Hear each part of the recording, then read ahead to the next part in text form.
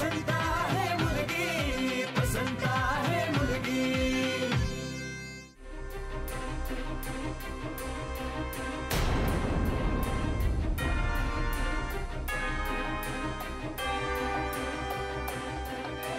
अजस्रम अधिकम कर्माणं नैत्रम। या घरातच नाही तर गावातही राहण्याची पात्रता तुम्ही गमावून बसला आहात।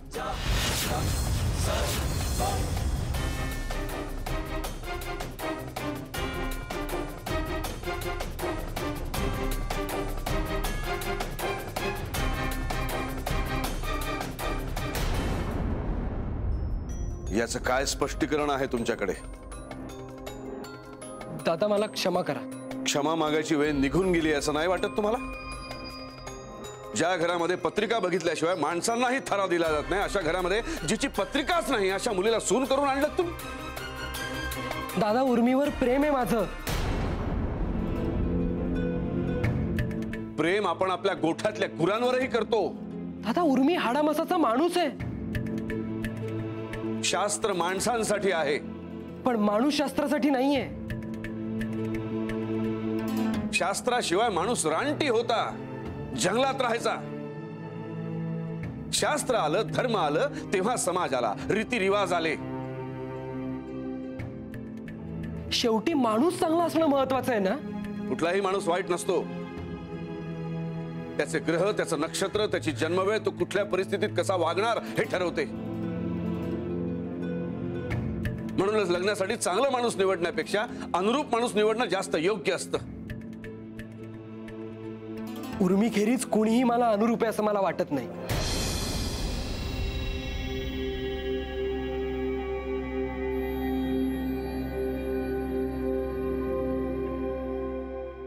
म्हणून तुम्ही घरादाराची फसवणूक केलीत? दादा जी मुलगी मला आवडते तिच्याशी लग्न केलंय मी, यात मी कोणाचीही फसवणूक केली नाहीये। अधर्मी लोकांची संबंध आला की भाषा ही बदलतेच। तुम्ही या घरात जन्म घेतलात हे ऋण तरी मानता की नाही तुम्ही? पुनर्वसू तू काही आभाळात न पडला नाहीयेस। आमच्यामुळे आहेस तू, आम्ही घडवलंय तुला, आणि सरळ तू यांना उलट उत्तर देतोस। तुझ्या जीवाला काही वाटतंय का नाही? आणि तुझा तू स्वतंत्र झालायस का? तुला मागे पुढे विचारणारे आई वडील आहेत का नाही? का आता आई वडिलांचं नातंही मानेन असं झालायस तू? माई तसं नाहीये। एक शब्द बोलू नकोस तू। तुझ्याकडनं ही अपेक्षा नव्हती रे। किती वेळा आमच्या जिव्हारी घाव घालणारेस ते तरी सांग। का तुला जन्म दिला हेच चुकलं आमचं? माई सांगा, सांगा यांना, नातं जोडण्यासाठी फक्त वधू नाही, संपूर्ण घराणं अनुरूप असावं लागतं। आपल्या घरात पत्रिकेशिवाय पान हलत नाही आणि ह्यांच्या घरात यांच्या पत्रिकेचं पान देखील नाही।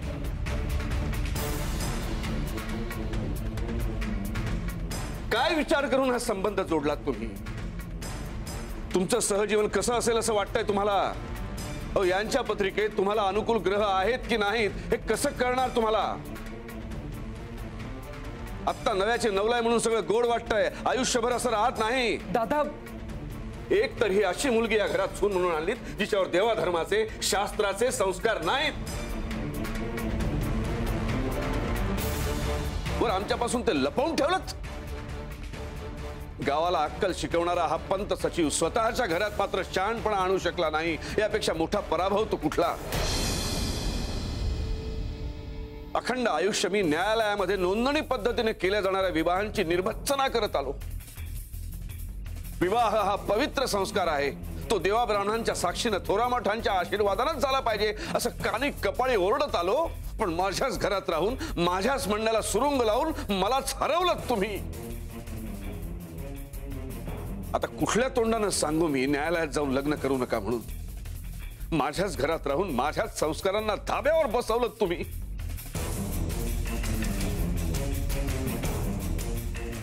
तुम्ही माझी फक्त वडील म्हणून नाही तर मठाधिपती म्हणून, या गावातली एक वडीलधारी व्यक्ती म्हणूनही मान खाली घालायला लावली आहे।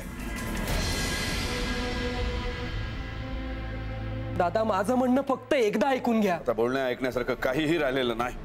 दादा दोन्ही घरांमधल्या दृष्टिकोनामध्ये फरक असू शकतो ना, अशा घरांमध्ये सोयरीक होऊ शकत नाही. पण ती झाली तरी त्यात चूक नाहीये ना. पाप आहे ते. दादा प्रेम पाप आणि पुण्या पलीकडे असतं.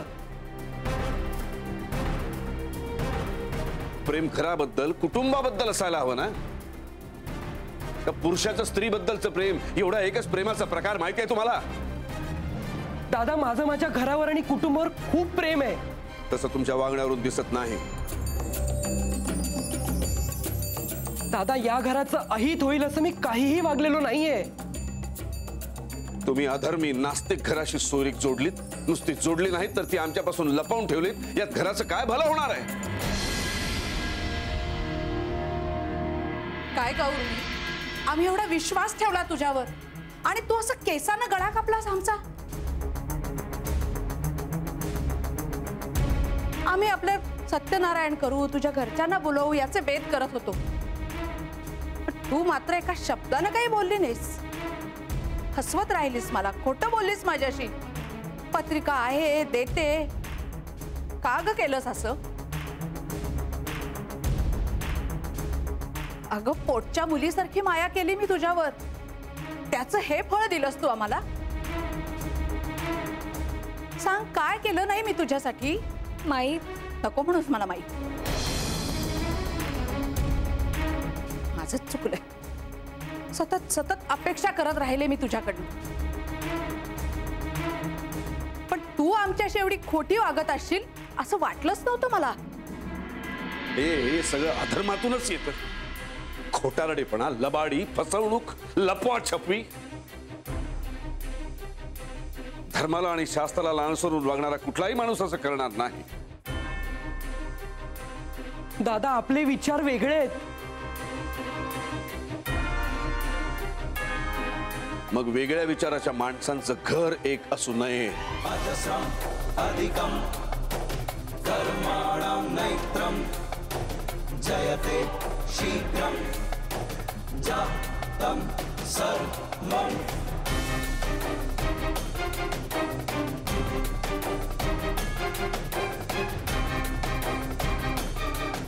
दादा मला या घराबद्दल वाटतं. मला तुम्हा सगळ्यांबरोबर राहायचंय. माझं म्हणणं एकदा ऐकून घ्या. अहो तुम्हाला माझं म्हणणं पटेल ना पटेल, पण मी हे सगळं का केलं ही सांगायची एक संधी तरी द्या. आणि मला या घराबद्दल काहीही वाटत नसतं तर तुम्ही माझ्या नावाने आंघोळ करून सुद्धा मी या दारात उभा आहे. तुमच्या नावाने मी आंघोळ तर केली आहेच, पण एक माणूस म्हणून सुद्धा मी तुमचा धिक्कार करतो. चालते व्हा. या घरातच नाही तर गावात देखील राहण्याचा तुम्हाला अधिकार नाही.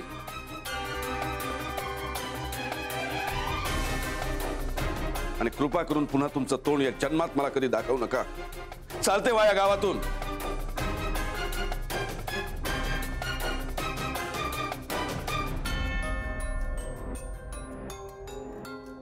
या गावाला असला अधर्मीपणाचा कलंक नको.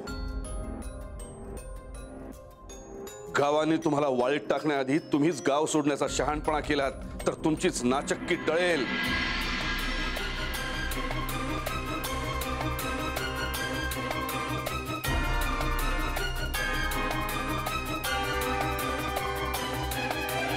अजस्रम् अधिकम् कर्माणां नैत्रम् जयते शीघ्रम् जातं सर्वम्.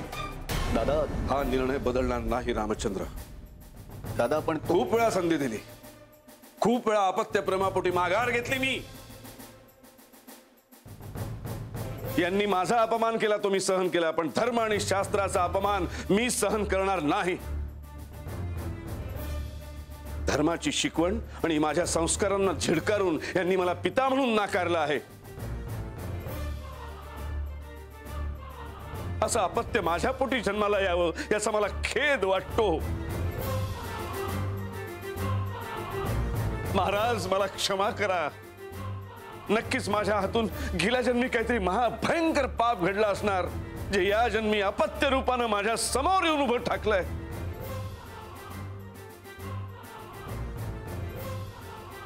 माझ्या पापाचं प्रायश्चित्त मी घेईनच. पण आज आता ह्या क्षणापासून यांना माझ्याकडून मिळणाऱ्या सर्व वारसा हक्कातून मी बेदखल करत आहे.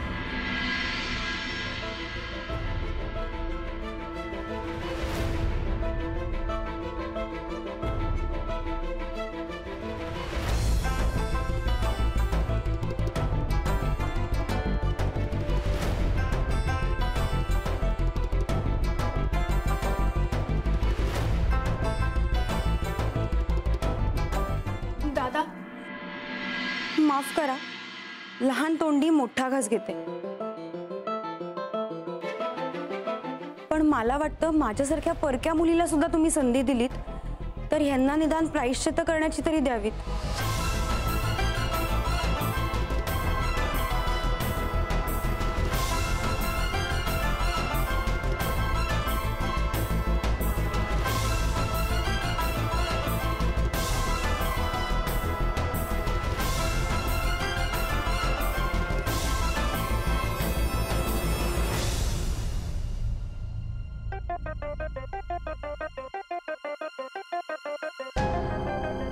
आईला खूप अपेक्षा आहेत. नंदिनीने घरी यावं, तिच्याशी बोलावं. रोज घरी गेलं की नंदिनीवरून ती माझा जीव काढते. फोन करून सांगू का नंदिनीला? एवढे वेळा भेटते मला, पण घरी कधीच आली नाही.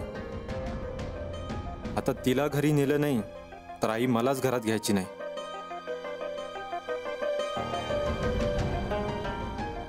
करावा का फोन?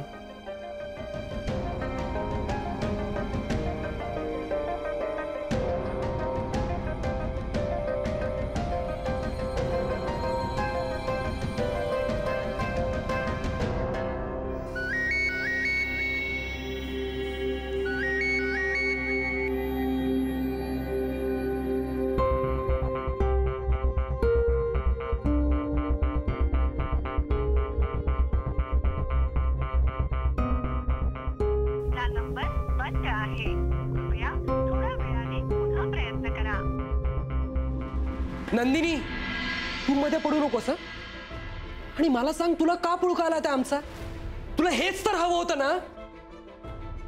तू आम्हाला सगळ्यांना एक एक करून घराच्या बाहेर काढणार आहेस ना? झालं ना तुझं समाधान? याच्यासाठीच केलं होतंस ना सगळं तू हे? सूड घ्यायचंय ना तुला? राज्य कर आता माझ्या घरावर, मिरवणूक काढ, जिंकलीस तू. आणि काय, दादांना स्वतः हे सगळं सांगून आता साळसूतपणाचा आ म्हणून तुला काय साध्य करायचंय? दादा, तुम्हाला मला घराबाहेर काढायचं ना? तुम्ही काढा मला, मी जाईन, या गावाच्या बाहेर जाईन. पण त्याआधी या नंदिनीला या घराच्या बाहेर काढा. तिला या घरात अजिबात थारा देऊ नका. अहो, तुमच्या मनात अपराधीपणाची भावना आहे ना, तर तिला वेगळं घर घेऊन द्या, ते देऊयात आपण. तिला महिन्याचे पैसे देता येतील, पण तिला या घरात थांबवू नका. नागिण आहे ती. घरातल्या सगळ्यांना दंश करून शेवटी या घरावर फणा काढून बसणार आहे ती. चेटकीने ही मुलगी या घरात आल्यापासून सतत भांडणं होत आहेत, गैरसमज होत आहेत लोकांचे. ही मुलगी जोवर या घरात आहे ना, तोवर या घरात शांतता नांदूच शकत नाही. बस करा तुमची ही पाचकळ बडबड. हो दादा, बोलू देत त्यांना, ते रागवलेत आत्ता. देव त्यांना क्षमा करो. अहो, त्यांचं त्यांनाच कळत नाही ते काय बोलतायत ते. आणि त्यांच्या बोलण्यानी माझ्या अंगाला छिद्र नाही पडणार आहेत. पुनर्वसू आहे, पण नंदिनीचा काही संबंधच नाहीये याच्याशी. असं शक्यच नाही. ही मुलगी या घरात असल्याशिवाय हे असं तमाशा होणारच नाही. ही मुलगी एक नंबरची महा बनेल, पाताळेंद्री कारस्थानी. आणि बस झाली तुमची अक्कल पाजळून. उचलली जीभ लावली टाळ्याला. स्वतः करून दुसऱ्यावर खापर फोडण्याची कुठली पद्धत तुमची? बोलण्यापूर्वी शहानिशा दूर राहिली, साधा विचार करण्याचं तारतम्य तुम्हाला राहू नये. दादा, अहो पण हे सगळं मला नंदिनीकडून नाही, आदितीकडून कळलंय, ते या पत्रातून.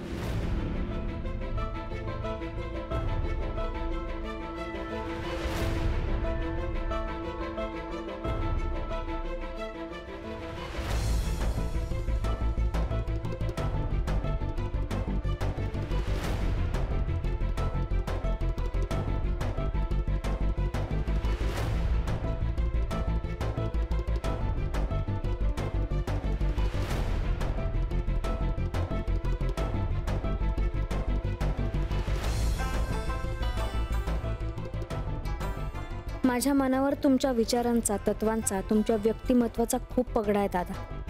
आणि त्यामुळेच मी सगळ्या परिस्थिती आणि व्यक्तींनाही त्याच पगड्यातून पाहते.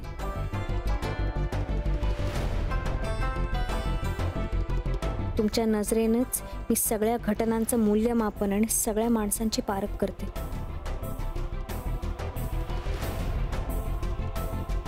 उर्मी आणि पुनर्वसूबाबतही माझं तसंच होतंय. मी त्यांच्याकडे निखळपणे माझा भाऊ आणि बहिणी म्हणून बघूच शकत नाही.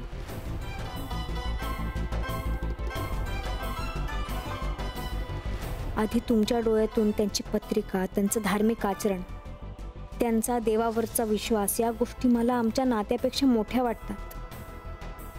असं व्हायला नको आहे ना दादा? उर्मी चांगली मुलगी आहे यात शंकाच नाही. आणि पुनर्वसू आणि उर्मी एकमेकांसाठीच बनलेले आहेत असं मला वाटतं. पण पंत सचिवांच्या घरात उर्मीचं सत्य कळलं तर काय होईल याची सतत भीती वाटते मला दादा. उर्मीची पत्रिका नाही.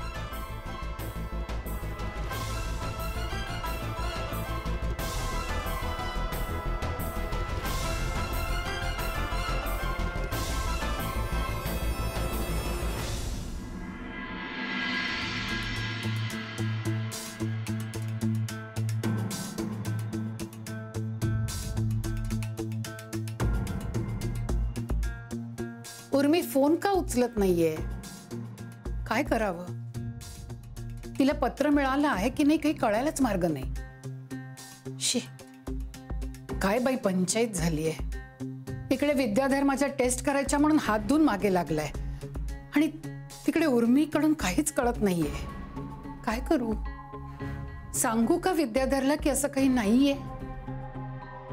नको नको नको, उर्मीशी बोलणं झाल्याशिवाय नको.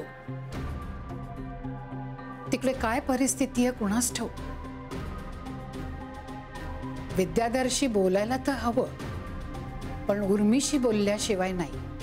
माझ्या बोलण्यानं मला उर्मी अडचणीत यायला नकोय.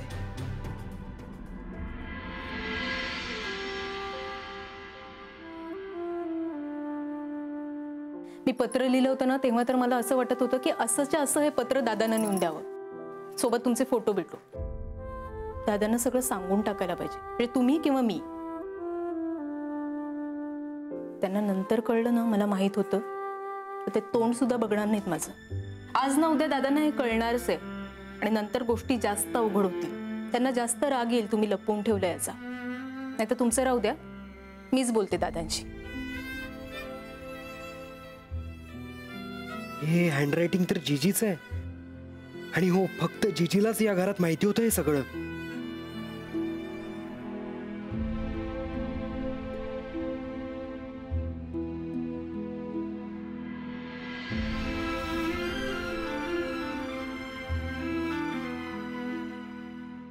तुझंच हँडरायटिंग आहे हे.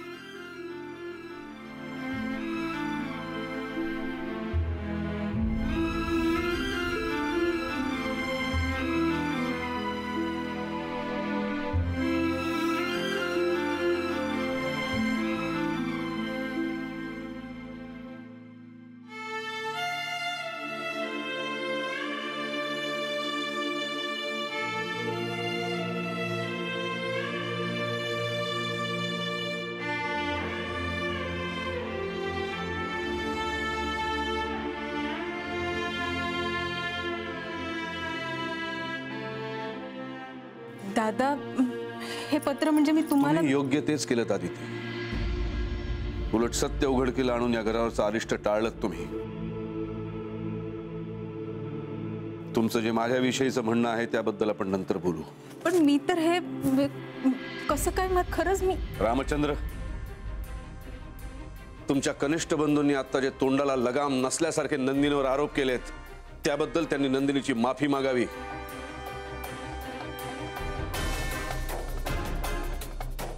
आणि तेवढी ही माणुसकी त्यांच्या शिल्लक नसेल तर यापुढे त्यांच्या नावानंतर माझं नाव लावण्याचे कष्ट त्यांनी घेऊ नयेत. सांगा त्यांना.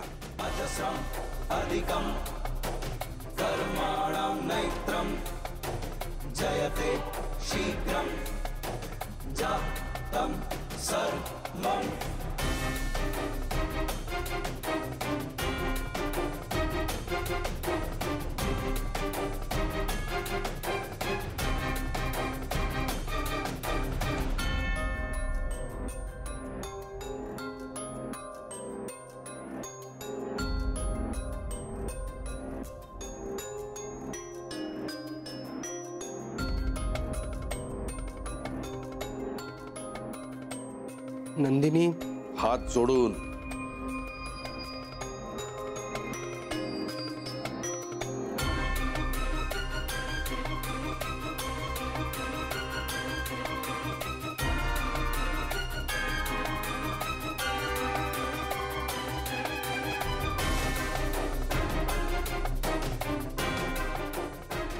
चुकलं माझं.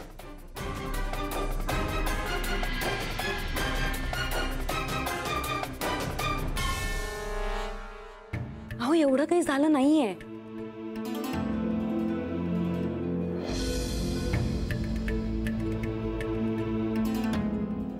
माझी माफी मागण्याची गरज नाही.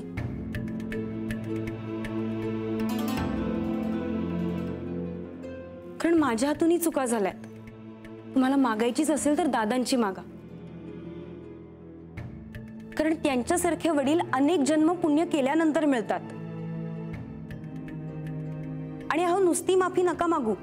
तुमच्याकडून झालेल्या चुका कशा दुरुस्त करता येतील ह्याची हमी द्या त्यांना. मी माझ्या चुका दुरुस्त केल्या आणि माझं आयुष्य सुधारलं. आणि मला खात्री आहे दादा त्यांच्या मोठ्या मनानं तुम्हाला तुमच्या चुका सुधारायची संधी देतील. हो मी तर परकी आहे.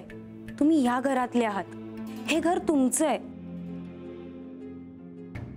तुम्ही या घराशी जोडलेलं राहणं ह्याच्यातच तुमचं आणि घराचं हित आहे असं मला वाटतं.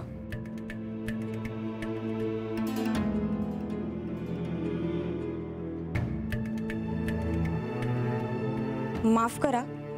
माझ्या पात्रतेपेक्षा मी कमी जास्त बोलले असेल तर रागवू नका. ह्या मुलीचा तुम्ही तिरस्कार करत होतात.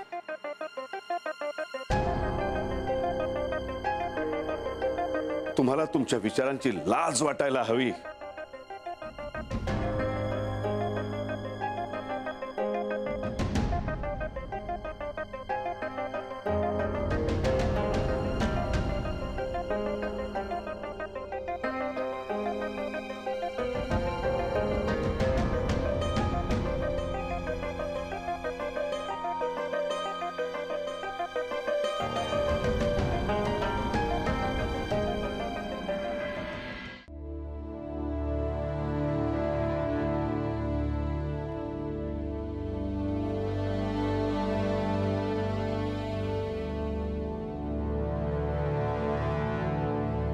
जीजीने असं कसं केलं?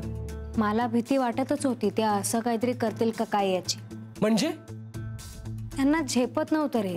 म्हणून दादांना पत्र लिहायचं होतं असं कधी कधी. माझा खूप विश्वास होता जीजीवर. हो पण जीजी असा विश्वासघात करेल असं मला स्वप्नातही कधी वाटलं नव्हतं. हे बघ विश्वासघात करण्यासाठी त्यांनी असं काही केलेलं नसेल. पण झाला ना. वासू अरे माणूस हत्या. मग कसं आहे ना सगळ्यांनाच नेहमी खंबीरपणे वागता येत नाही वासू. माणसं घाबरतात. भीती वाटते त्यांना. इन्सिक्युरिटी असते त्यांना.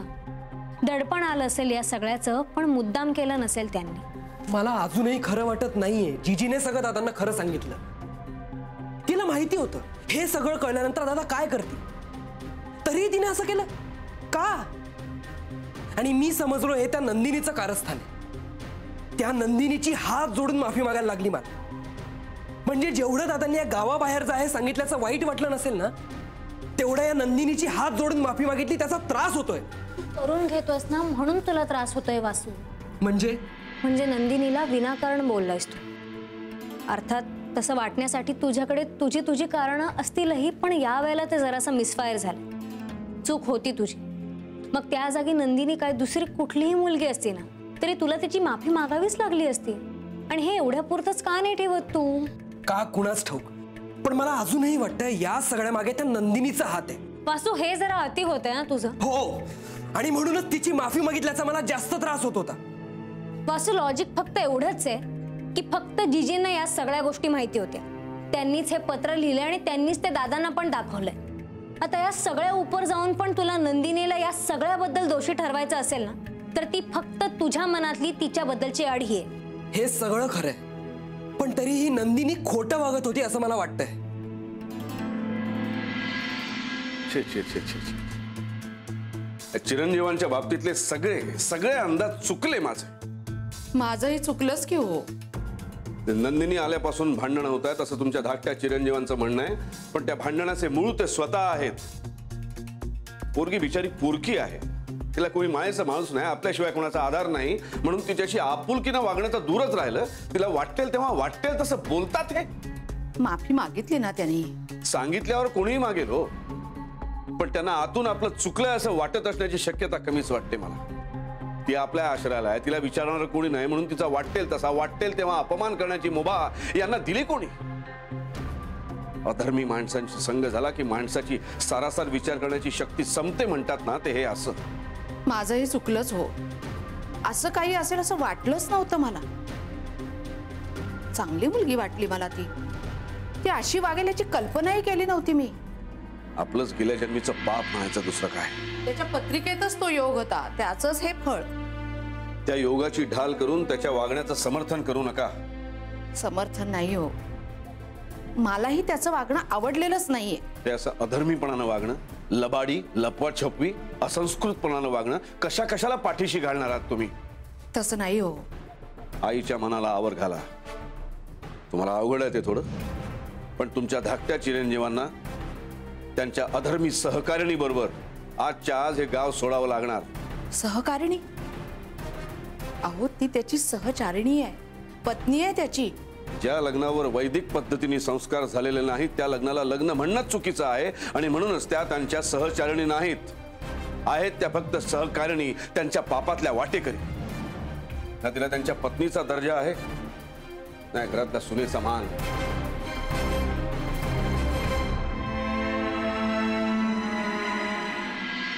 पूर्वी मी तुझं ऐकलं असताना तर खरंच बरं झालं असतं. निदान लपवल्याचा आरोप तरी झाला नसता. तुला म्हणलं होतं ना दादा आपल्याला गावाबाहेर काढतील, पण ते ना असं रिॲक्ट करतील असं वाटलं नव्हतं मला. मला एक कळत नाही, तुमच्या मनासारखं जे होत नाही ते सगळंच वाईट मानायचं काय कारण आहे? उर्मी, दादांचा पत्रिका आणि शास्त्र याचा खूप अभ्यास आहे. ते खरं किंवा खोटं हे मला माहिती नाही, पण दादा जेन्युइन आहेत. त्यांनी कधीही धंदा म्हणून पत्रिका बघितल्या नाहीत. सुरुवातीला ते पत्रिका बघण्याचे पैसे घ्यायचे नाहीत, आणि आता तर नाहीच नाही. उलट कुणाच्या घरी शांती वगैरे असेल ना आणि त्यांची ऐपत नसेल तर दादा स्वतःहून पैसे देतात.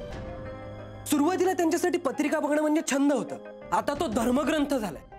पत्रिका म्हणजे प्रमाण आहे त्यांच्यासाठी. मला ना उभं घाला या सगळ्याचं. ते आपल्याला जा म्हणालेत ना, जाऊयात आपण इथं. परत यांना कधीही तोंडही दाखवायचं नाही. सख्या मुलापेक्षा पत्रिका यांना महत्वाची वाटते, हीच किंमत आहे आपल्यासाठी. त्यांच्या मनासारखं वागलं ना तर ते डोक्यावर घेतात, आणि जरा मनाविरुद्ध वागलं की गावाबाहेर काढणार. मुलं जन्माला घातलीत म्हणजे आयुष्यभर त्यांना कळसूत्री भावल्यांसारखं वागवायचं, हा कसला धर्म? मुलांचा मान ठेवू नका, त्यांची मतं विचारात घेऊ नका असं सांगतो यांचा धर्म. वासू तो स्वभावाचा भाग आहे. अरे पण तो बदलला पाहिजे ना स्वभाव. हो, पण तू चिडतोयस कशाला? मला ना उर्मी खरं सांगू, किळस यायला लागली या सगळ्याची. मला नाही राहायचं या घरात, अजिबात इच्छा नाहीये माझी. तुझं कॉलेज जाऊ दे, मरू दे, जे होईल ते होईल. आपण जाऊया तिथून, दादांच्या जाचातून तरी कायमचे सुटू आपण.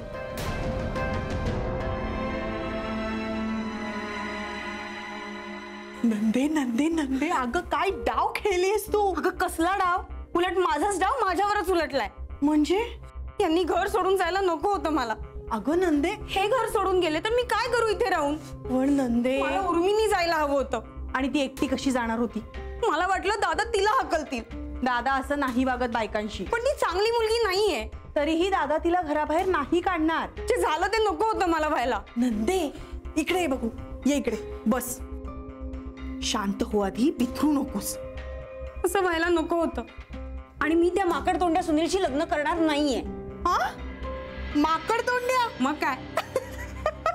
तू हसू नकोस हा. इथे माझा जीव जायची वेळ आली आहे. आणि तू खरंच गेला तर? असं व्हायला नकोय मला. आत्या, तुला माहितीये, मी त्यांच्या हाताला हात लावला ना तेव्हा मला असं वाटलं की हा स्पर्श नाहीये, जन्माचा दिलासा आहे. युगायुगाचं नातं आहे आमचं असं वाटलं मला. बिन लग्नाचा वड पुजलाय मी यांना पती मानून, आणि जन्मोजन्मी हाच पती मिळावा अशी प्रार्थनाही केली आहे. माझी प्रार्थना अशी नाही वाया जाणार. हो ग बाळा, माझीच खेळी माझ्यावरच उलटली असं वाटतंय मला.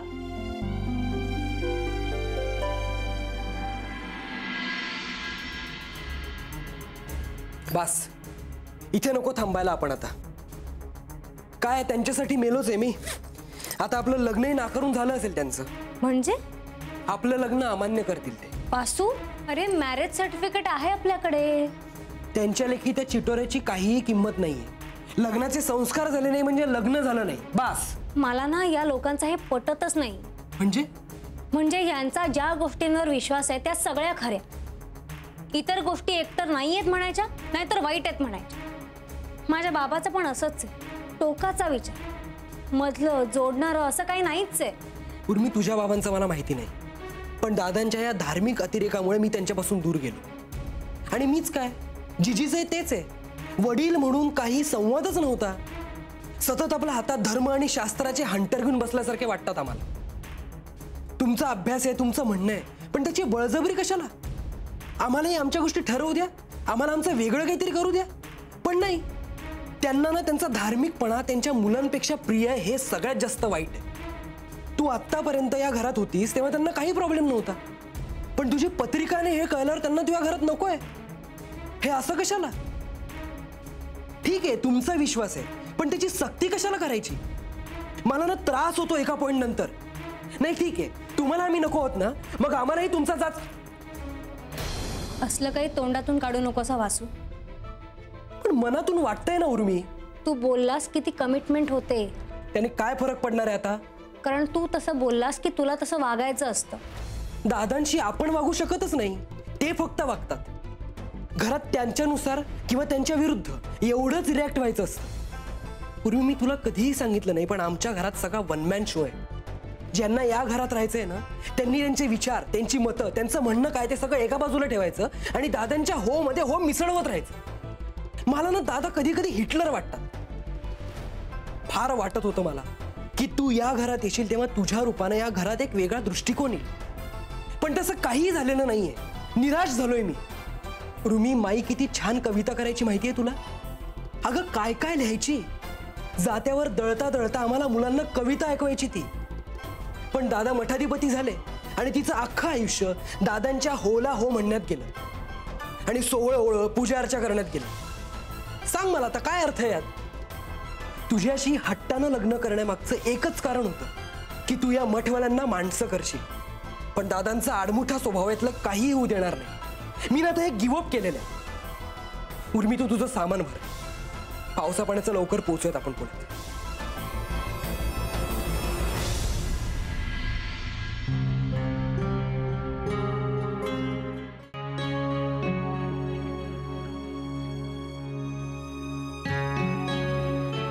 अगं सीमा, तू लवकर आलीस आज? अहो हो आई, हाफ डे घेतलाय मी आज. का? अहो आई, विसरलात का तुम्ही? आज आपल्याला हॉस्पिटलला जायचंय तुमच्या टेस्ट करायला. विद्या पण येईल इतक्यात.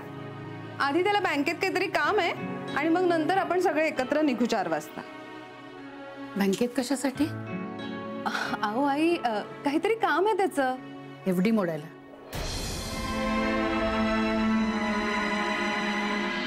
हे पत्र लिहिलं होतं हे खरं आहे. मग दिलंच कशाला तू दादांना ते? ते कसं देईन मी जाळलं ते स्वतःच्या हाताने. अगं बाई, मनसं काय सांगताय काय? हे पत्र दादांच्या खोलीत गेलंच कसं? काही चेटूक बेटूक? मी पत्र लिहिलं, स्वतःच्या हाताने ठेवलं आणि नंतर येऊन जाळलं. दादांकडे काहीतरी अदृश्य शक्ती आहेच. ते एवढं करतात महाराजांचं. ह्या दिव्य शक्तीमुळेच ते पत्र दादांच्या खोलीत गेलं असणार आहे. दादांशी खोटारडेपणा करू नये ना, ह्यातच शहाणपण आहे. पुनर्वसू आणि उर्मिला वाटणार की हे सगळं मी केलं. आदिती, तू आधी शांत हो. शांत हो आदिती. मला काही माहित नाही का दादा काय करतील ते. मला खूपदा वाटायचं दादांना जाऊन सांगावं, पण माझ्यात तेवढी हिंमत नव्हती. आणि माझी इच्छाही नव्हती. पण माझं चुकलंच. तुझं काहीही चुकलेलं नाहीये आणि तसं बघायला गेलं तर खरी चूक पुनर्वसूची आहे. आणि माई सगळं उर्मीवर सुपूर्त करायला निघाल्या होत्या देवाधर्माचं. नाही म्हणजे देवाधर्माच्या बाबतीत मलाही मस्करी चालणार नाही हो. देवाधर्माचं कसं नीट आणि श्रद्धेनेच व्हायला हवं. पुनर्वसू आणि उर्मीला गावाबाहेर काढलंय दादांनी, तेही माझ्यामुळे. तर माझी चूक नाही, मी काय करू? भाऊ तूच काहीतरी कर आणि थांबव त्यांना, नाही तर जन्माची बोचणी लागून राहील मला. भाऊ तू काहीतरी कर, आता तूच त्यांना थांबवू शकतोस. मला इथून सोडव भाऊ. राखी पौर्णिमेच्या ओवाळणी समजून मदत कर, पण पुनर्वसू आणि उर्मीला थांबव. आता जिवंतपणे 1000 मरण मरीन मी. सोडव यातून. झालं का तुझं सगळं? वासू फोन केलास का बाबांना? ऐक ना, उर्मी तुला इथून जायचंय की नाही? हो जायचंय, पण मग फोन कर ना बाबांना. करते. कधी? वासू मला ना, हे बघ उर्मी, तू पुण्याला गेलीस ना तर तुझंच काम सोपं होईल. तुला त्यांना काहीही स्पष्टीकरण द्यावं लागणार नाही. तुला हवं ते करता येईल. आणि शिवाय तू तुझ्या माणसांच्या जवळ राहशील. आणि तुझं काय? माझी इथे कुणीही माणसं नाहीये. सामान भर आणि प्लीज फोन कर बाबांना. लवकरात लवकर निघूयात आपण. वासू माईंना निरोप. एवढा बाहेर निरोप समारंभ झाला तेवढं पुरेसं नाहीये का? अरे पण म्हणून काय त्यांना न सांगता निघायचं का? उर्मी त्यांनी सांगितलंय जायला. आता अजून त्यांना जाऊन आपण काय सांगायचंय?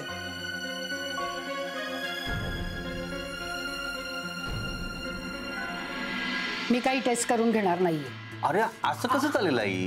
मला काहीही झालेलं नाहीये. हा मग चल जाऊया आपण उर्मीकडे. चल उठ. तेवढा प्रवास झेपणार नाही मला. एवढा कुठला आलाय? 2-3 तास लागतात फक्त. नाही नको.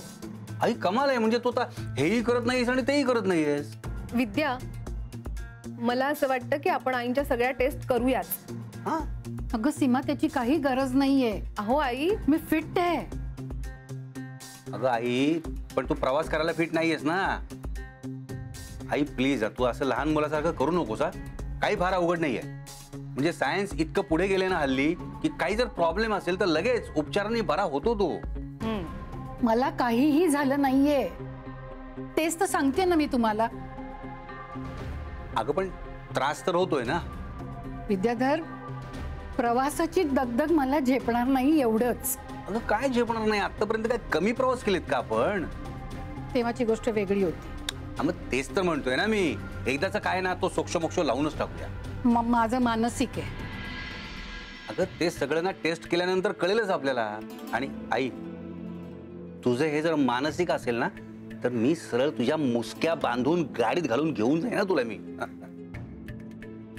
अरे विद्या, आई डॉक्टरांशी बोलणं झालेलं आहे माझं.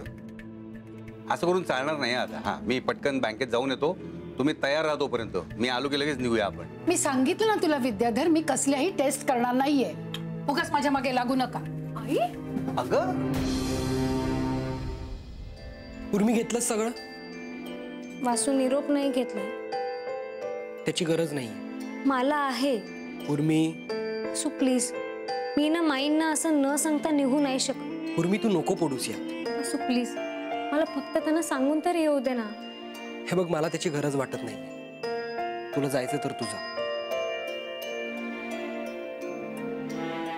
जीजी,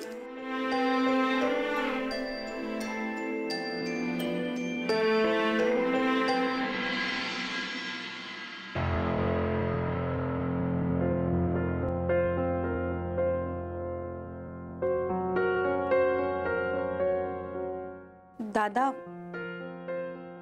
येऊ का मी? नंदिनी, या.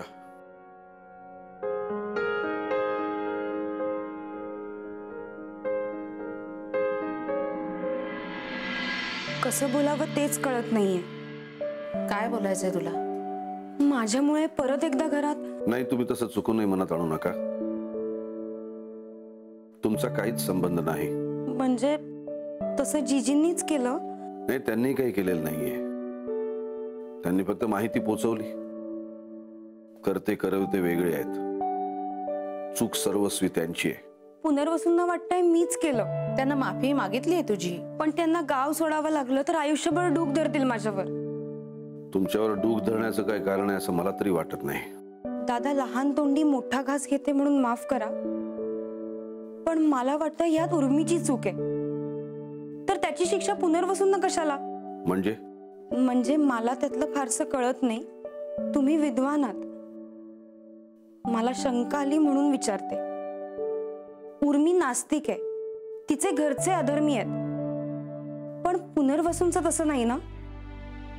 मग पुनर्वसू ह्याच घरचे आहेत. त्यांना धर्माची शिकवण आहे, संस्कार आहेत त्यांना. तसं असताना त्यांनी का घर सोडायचं? जी मुलगी या घराच्या संस्कारात बसत नाही तिनेच जावं ना फक्त. हे म्हणजे कुमुदवहिनींनी केलेल्या चुकीची शिक्षा म्हणून रामचंद्र दादांना घर सोडावं लागण्यासारखं आहे असं मला वाटतं. माझं काही चुकत असेल तर सांगा मला दादा, म्हणजे मी फार काही बोलून गेली असेल तर. तशी मला बोलण्याची फार पोच नाहीये. नंदिनी, कुमुदने जो अपराध केला त्यात रामचंद्रचा सहभाग नव्हता, म्हणून कुमुदने जे केलं त्याचं शासन फक्त कुमुदलाच झालं. पण इथं निर्णय सर्वार्थाने पुनर्वसूंचा होता. मी उलट त्या मुलीलाच दोष देणार नाही. आपल्या घरातले संस्कार आणि त्या मुलीच्या घरातलं वातावरण या दोन्ही एकमेकांना कधीही न जुळणाऱ्या समांतर रेषा आहेत हे बाकी कोणाला नाही तरी पुनर्वसूंना निश्चित माहित होतं. तरीही त्यांनी त्या मुलीशी विवाह केला आणि त्यांना सून म्हणून ते या घरात घेऊन आले. एवढंच नाही तर या घरच्यांपासून ते सगळं त्यांनी लपवून ठेवलं. या अपराधाला क्षमा नाही. या गावातल्या न्यायालयात लग्न करू इच्छिणाऱ्या कित्येकांना मी सक्तीनं वैदिक पद्धतीनं लग्न करण्यास भाग पाडलाय. मग माझ्याच घरातलं हे लग्न मी कसं मान्य करू? दादा पण नंदिनी, तुमच्या चांगुलपणाचं मला कौतुक आहे, पण आता ह्या सगळ्याचा मला खूप मनस्ताप झालाय. आपण आता नको बोलूया. तुमच्या मनात काही शंका असतील तर त्यावर आपण नंतर सविस्तर बोलू. या तुम्ही आता.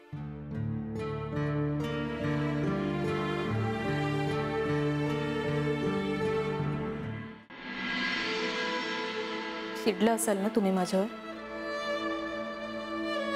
हे पत्र मी लिहिलं होतं पण. उर्मी, तू जा ना. तू का थांबलीस?